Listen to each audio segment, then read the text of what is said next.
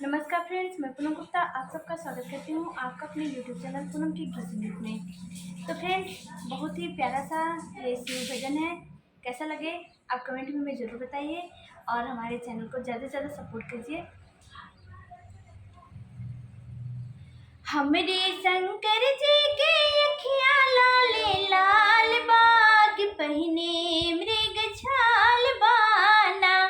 हमरे शंकर जी के अखियाँ लाले लाल बाग पहिने मृग छाल बाना। बोले पार्वती शिव बोले भंगिया देता दूत छोड़े हो। बोले पार्वती शिव बोले भंगिया देता दूत छोड़े हो। भंगिया पीसत पीसत हथवा लाले लाल बाग पहिने मृग छाल बाना।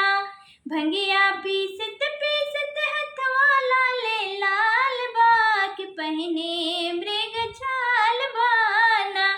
हमरे शंकर जी के अखियाँ लाले लाल बाग पहिने मृग छाल बाना। बोली पार्वती शिव बोले बैल देता दूत छोड़े। बोली पार्वती शिव बोले बैल देता दूत छोड़े। रसरा बांधत बांधत हथवा लाले लाल बाग कि पहिने मृग छाल बाना। रसरा बांधत बांधत हथवा लाले लाल बाग कि पहिने